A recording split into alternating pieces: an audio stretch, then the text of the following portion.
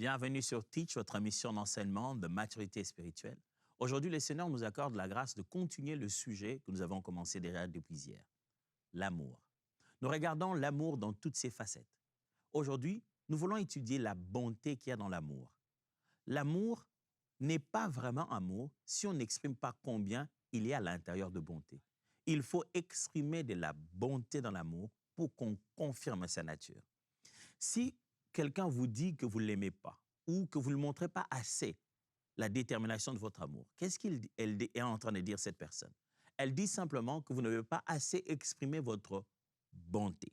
On va découvrir qu'est-ce que c'est que la bonté dans l'amour et cela, let's teach. Grandissons ensemble.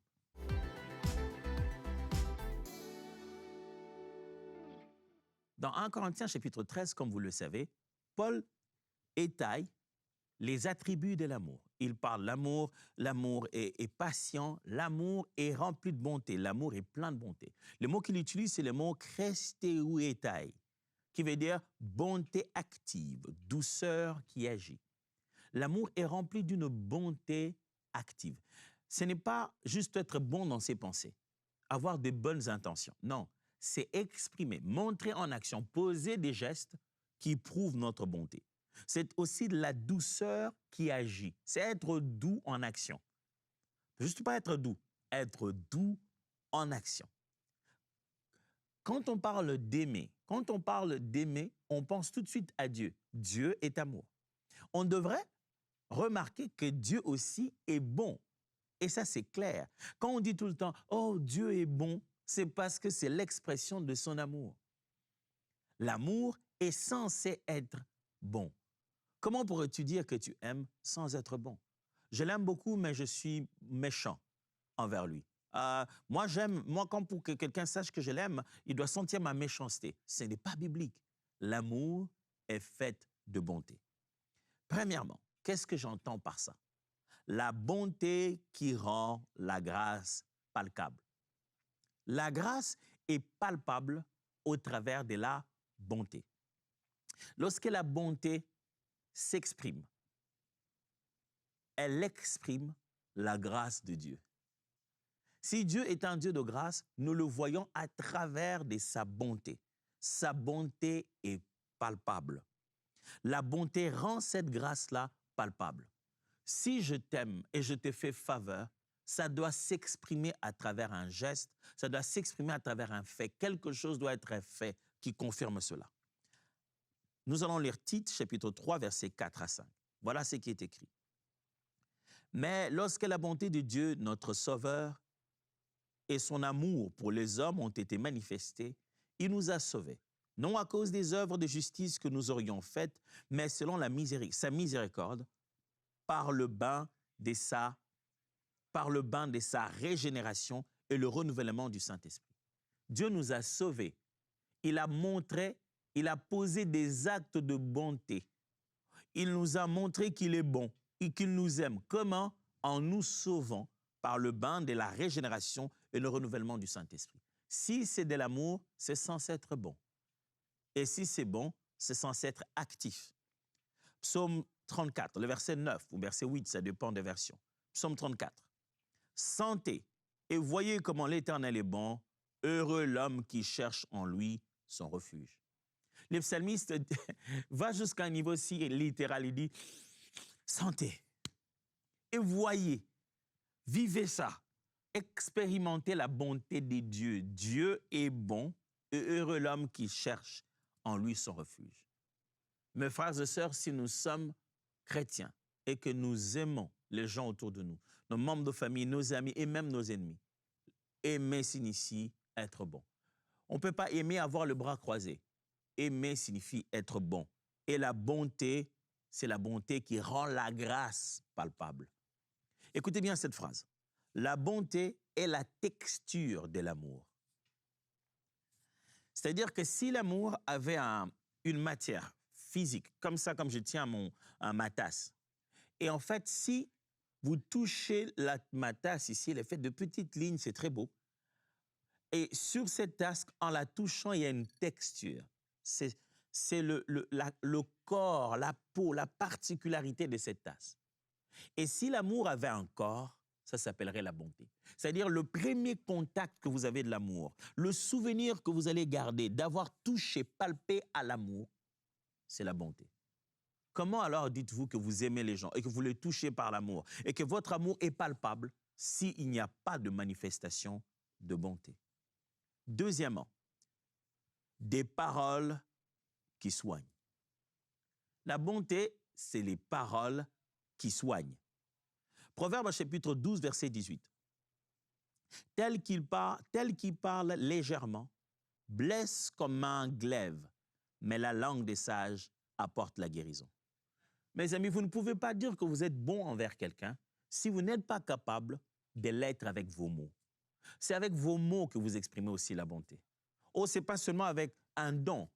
Je préfère encore qu'on ne me donne rien, au lieu qu'on puisse me donner des moyens avec des paroles méchantes, des paroles blessantes.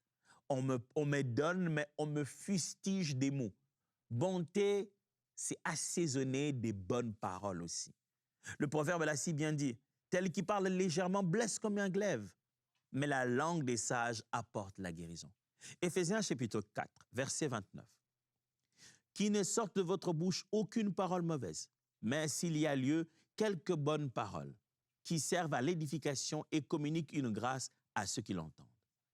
C'est-à-dire, si on exprime notre bonté par les paroles, ça ne peut être que des paroles qui servent à l'édification et communiquent une grâce à ceux qui l'entendent. Mon frère, ma sœur, vous ne pouvez pas dire à quelqu'un que vous l'aimez si vous ne sortez jamais des bonnes paroles de votre bouche. Retenez ceci. Parler bon, c'est déjà aimer bien. Parler bon, c'est déjà aimer bien. Quand vous parlez bien à quelqu'un, vous parlez dans un langage de bonté vis-à-vis de quelqu'un. Même si vous ne connaissez pas cette personne, eh bien, vous êtes déjà en train de lui expliquer que vous l'aimez bien. Nous, chrétiens, tout le jour, nous voulons montrer au monde qui nous entoure que Jésus les aime. Et cela au travers de nous. Mais si nos paroles ne sont pas choisies, ne sont pas assaisonnées de sagesse, ne sont pas remplies de bonté, si notre langage n'est pas bon, eh bien, nous ne pouvons pas montrer autour de nous que nous aimons. Et ça brise mon cœur. Surtout quand je vois la façon dont les chrétiens essaient de résoudre leurs conflits, la manière dont ils s'attaquent, les paroles qui sortent des fois de la bouche des uns des autres, même quelquefois sur la chair, sur des vidéos. Et des fois, j'ai mal au cœur. Je me dis, waouh, nous prêchons un amour qui est bon, mais avec un langage qui n'est pas rempli de bonté. Pourtant, parler bon, c'est déjà aimer bien. Troisièmement, les biens en action, pas en intention. La bonté, c'est montrer le bien en action, pas seulement en intention. Si tu veux être bon, si tu veux faire du bien, l'intention ne suffit pas. Quand quelqu'un se limite que dans ses intentions, il devient frustré. Si tu pensais faire du bien et tu as raté l'occasion de le faire, après tu as pensé faire du bien, tu rates l'occasion de le faire, après tu as pensé, ça te met dans une frustration. Tu commenceras à avoir l'impression que les gens ne t'expriment pas ce que tu ressens pour eux. C'est un effet de miroir. Hein. Toi, tu as l'impression que, bon, moi, j'ai toujours pensé du bien pour eux, j'ai toujours eu de bonnes intentions pour eux, mais pourquoi ils sont distants? Mais parce que ces intentions restent dans un monde fictif qui est dans ta tête. Tu n'as jamais traduit cela en action. Il est important qu'au bout d'un moment, tu penses rendre cela en action. Pas les intentions, mais l'action. Le bien en action, pas en intention. Actes chapitre 10, verset 38. La Bible dit ceci. Vous saviez bien comment Dieu a oint du Saint-Esprit et de force Jésus de Nazareth, qui allait de lieu en lieu, faisant du bien et guérissant tous ceux qui étaient sous l'emprise du diable, car Dieu était avec lui. Jésus n'est pas venu avec des intentions de faire du bien. Il a posé des actes de bonté. Et ça, pas une fois. Il allait de lieu en lieu pour faire quoi? Exprimer la bonté de Dieu. 1 Jean chapitre 3, verset 18. Petit enfant, n'aimons pas en parole et avec la langue, mais en action et avec vérité.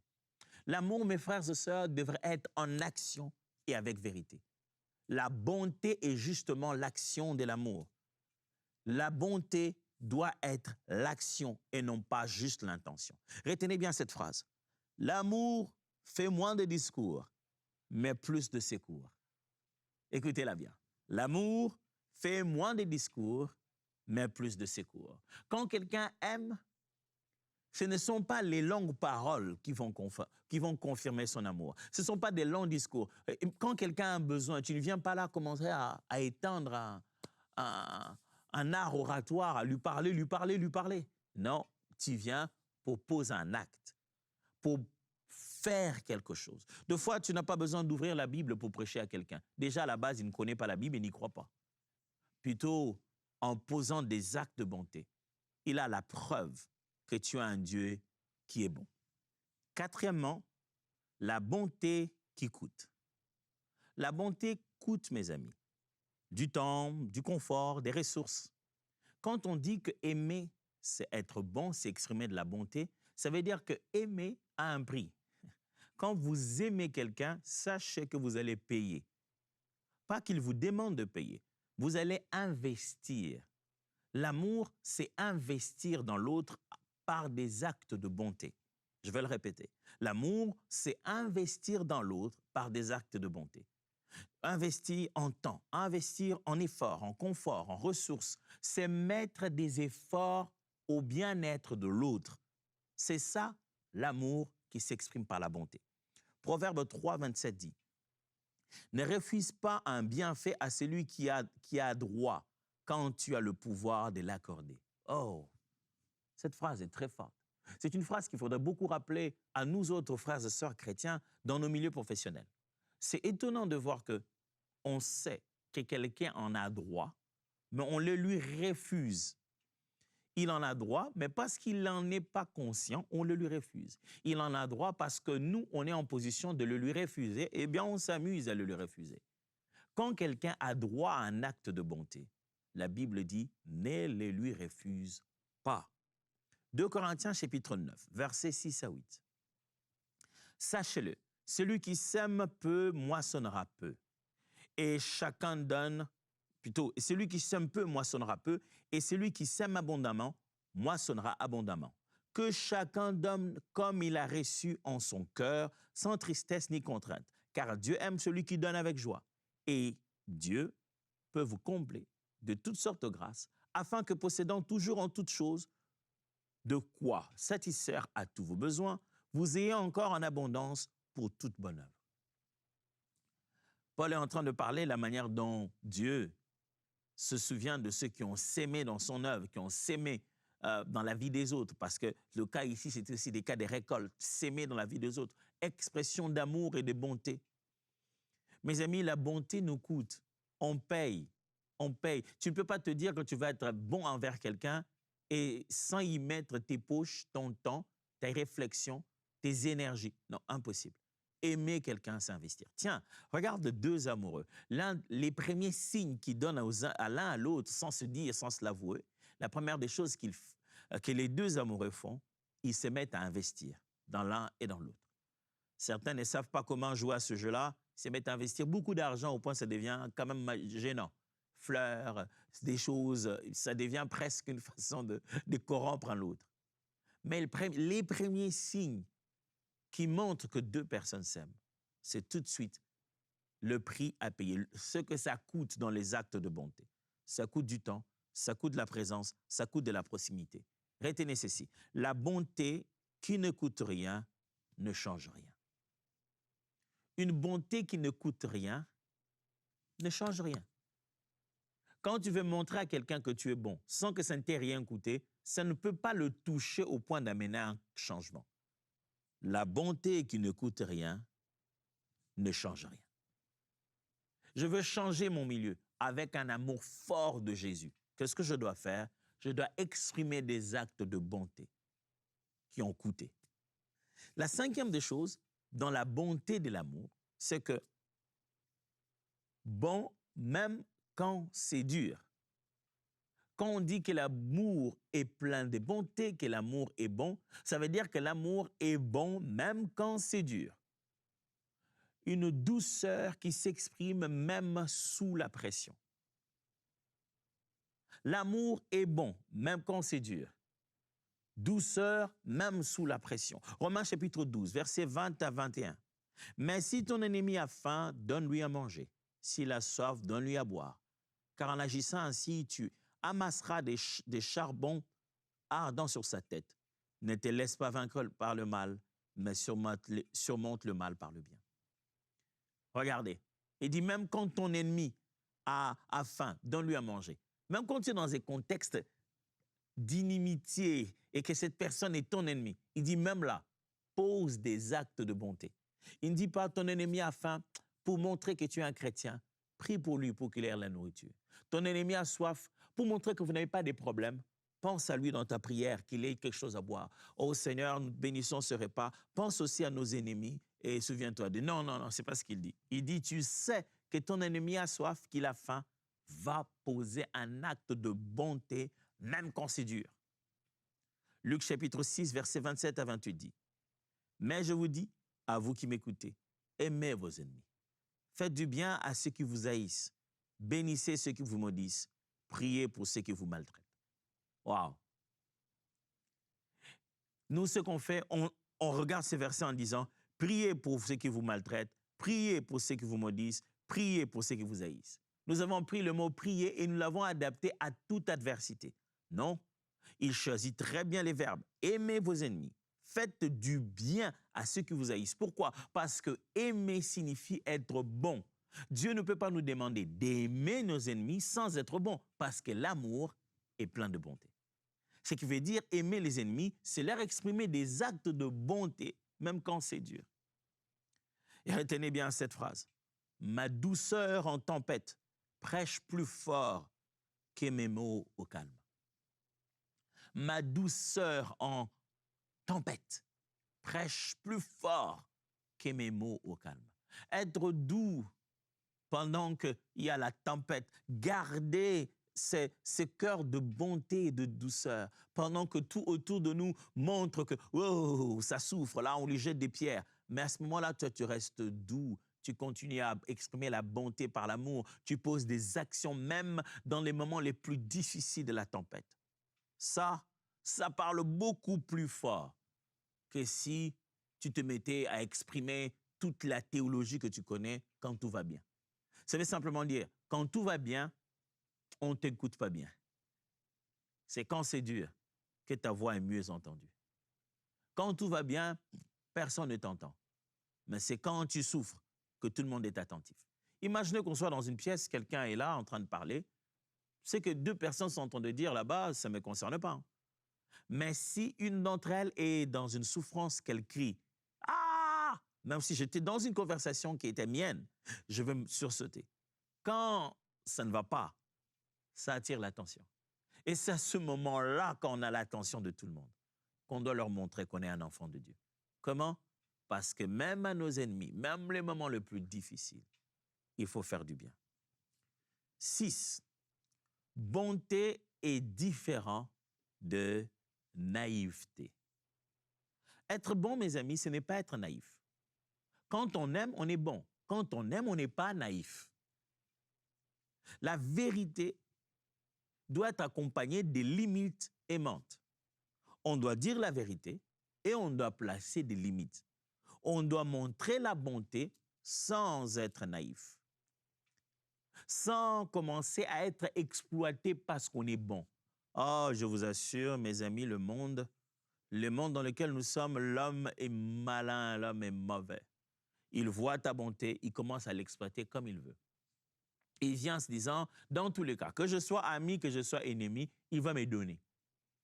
Ne soyez pas naïfs. Michée chapitre 6, verset 8, la Bible dit, « On t'a fait connaître, ô homme, ce qui est bien et ce que l'Éternel demande de toi, ce que tu pratiques la justice, que tu aimes la miséricorde et que tu marches humblement avec ton Dieu.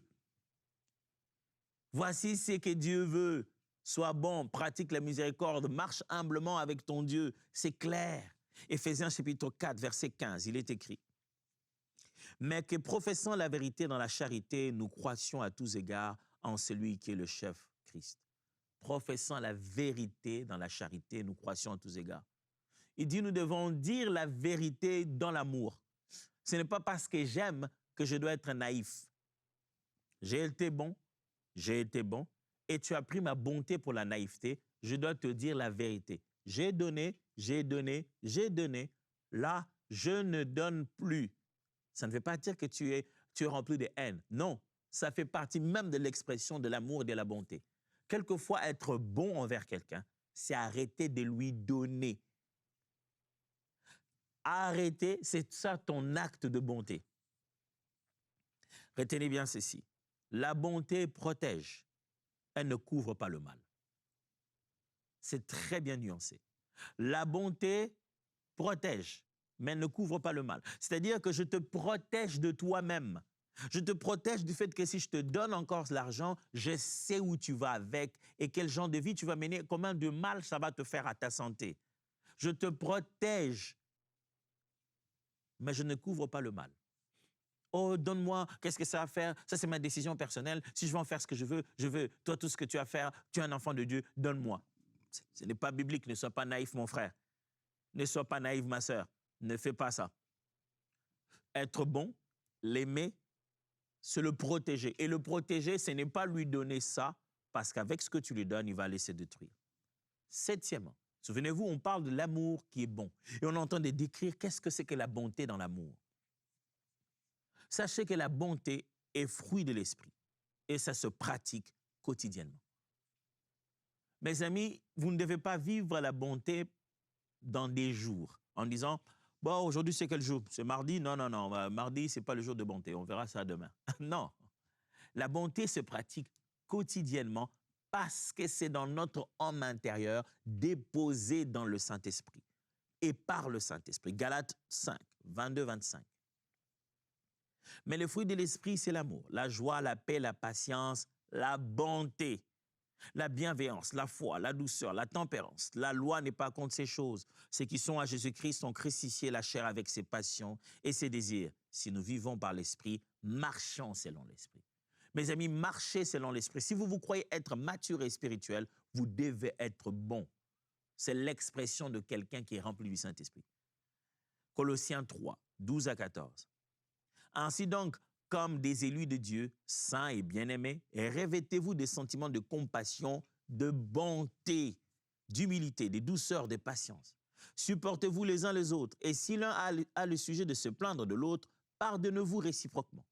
De même que Christ vous a pardonné, pardonnez-vous aussi. Mais par-dessus toutes ces choses, revêtez-vous de la charité, qui est le lien de la perfection. Bonté, mes amis, c'est l'expression quotidienne de la vie d'un chrétien. Retenez bien ces deux phrases. Voici la première. Sans l'esprit, ma bonté, sans l'esprit, pardonnez-moi, sans l'esprit, ma bonté s'épuise. Avec l'esprit, elle abonde. Quand je ne suis pas dirigé par le Saint-Esprit, j'arrête d'être bon. Si vous voyez un chrétien qui est épuisé de bonté, il ne devient que méchant. J'ai du mal à imaginer cela, qu'il est encore rempli du Saint-Esprit ou qu'il vit encore dans la crainte de Dieu. C'est quand quelqu'un est rempli du Saint-Esprit que la bonté devient une réalité. Moins il est rempli de l'Esprit, plus sa bonté s'épuise. Écoutez la deuxième phrase. La bonté se sème en geste et se récolte en cœur. Être bon, ça signifie poser un acte. Tu sèmes dans quelqu'un et tu vas récolter quelque chose dans ton cœur à toi. Écoutez-moi, frères et sœurs, la bonté vous change. Ça ne change pas seulement la vie de celui qui reçoit cet acte de bonté. La bonté vous change. Soyez bon et vous deviendrez une meilleure personne. Exprimez votre amour par des actions, pas des intentions. Comment elle saura que tu l'aimes si tu ne poses pas d'acte? Non, mais moi, je l'aime. Je sens, pasteur, j'aime ma femme, mais elle ne comprend pas. Si elle savait dans mon cœur comment je l'aimais. Pensez que Dieu restait comme ça en disant, « Ah, si l'homme savait combien je l'aimais. » Non, il est venu sur la terre, passer 33 ans avec nous, mourir à la croix à notre place. S'il ne me posait pas d'action, on ne saurait pas à qui on a affaire. Tu n'aimes pas si tu ne montres pas encore cela par des actions. Voilà 5 choses, 5 manières à pratiquer cela au quotidien. Il y a beaucoup de choses, je vous en donne que 5 pour éveiller ce réflexe de bonté. Alors, premièrement, un mot d'encouragement très précis à quelqu'un. Commencez par un mot d'encouragement très précis à quelqu'un, un SMS ou un vocal ou en l'appelant. Pensez d'abord s'aimer des bonnes paroles. Soyez bon en parole. Vous allez entraîner votre bonté. Vous allez vous pousser à l'action. Aujourd'hui et le reste de cette semaine, à partir d'aujourd'hui, moi je vous propose, juste après cette vidéo, juste après cet audio, allez exprimer des paroles d'encouragement très, très précis envers quelqu'un. N'allez pas juste dire « Ah, mon frère, je t'ai appelé pour t'encourager. Ah, ma soeur. Ah, mon père. Ah, je t'ai appelé pour t'encourager. » Allez, oui, vas-y, encourage. Pense à ces mots que tu sais que si je le dis, ça lui fera du bien. Ne le flatte pas. Réfléchir sur votre relation. Réfléchis sur ce qu'il représente. Ne fais pas juste des compliments de comment on est bien habillé, mais sur quelque chose dans son caractère. 2. Fais un compliment sincère sur un trait de caractère. C'est la suite de ce que je viens de vous dire. Fais un compliment. Une parole d'encouragement, puis un compliment sur le trait de caractère. 3. Partage une ressource qui peut aider l'autre. Exprimer la bonté, c'est prends quelque chose qui est à toi. Un livre, un CD, quelque chose qui est une ressource qui t'appartient. Une voiture, un habit, une chaussure, mais quelque chose qui t'appartient à toi. Donne-les à quelqu'un d'autre pour qui ça peut être vraiment utile, qui peut l'aider. Partage. Tu sais que ce livre-là a changé ta vie. Tu sais que ce lien-là, cette vidéo que tu as vue, ça a changé ta vie. Partage. 4e, écris merci avec un détail concret à un leader ou à un enseignant. Pendant cette semaine, écris merci avec des détails bien concrets. Tu dis merci mon papa pour ce que tu as été dans ceci, dans cela. Entraîne-toi à la bonté à travers les actions de grâce. Cible très bien un leader avec qui tu travailles, sous lequel tu es. Cible bien une personne qui communique pour toi, qui t'enseigne, qui pose des choses dans ton cœur. Pense à un leader, parent, pasteur, patron, quelqu'un, un leader autour de toi et communique-lui cette gratitude. Ce sera une belle expression de bonté vers des personnes qui nous dirigent. Ou alors à ton enseignant, à l'école, à l'université, remercie-le. Et enfin, pardonne un petit agacement sans le mentionner. Tu vas apprendre l'art de la bonté, à être bon comme expression de l'amour. Si quelqu'un t'a agacé, un petit quelque chose s'est fait qui aurait pu t'énerver, tu aurais pu te mettre à en parler, à montrer combien tu es agacé, donne-toi cet exercice. Je pardonne et je ne le mentionne pas. Je ne lui dis même pas, bah là, ce que tu as fait, je n'ai pas aimé. Je ne dis même pas, ah, tu sais, tu m'avais agacé, mais je t'ai pardonné. Tu pardonnes sans le mentionner. Oh, c'est un exercice pas évident. Parce que des fois, on a tendance à croire que tant qu'on ne l'a pas mentionné, on ne peut pas pardonner. Mais si tu vas apprendre à avoir un cœur d'amour, un cœur bon, tu dois apprendre à pardonner sans mentionner. Laissez-moi prier. Abba, merci beaucoup. Cette semaine est dure, elle est très, très dure, parce qu'il s'agit de nos cœurs qui doivent s'exprimer, s'extérioriser. L'amour doit porter chair. Et la texture de l'amour, c'est la bonté. Apprends-nous à être bons, pas en intention, en parole et en acte. Au nom de Jésus. Amen. Allez, voyons-nous demain. Que Dieu vous bénisse.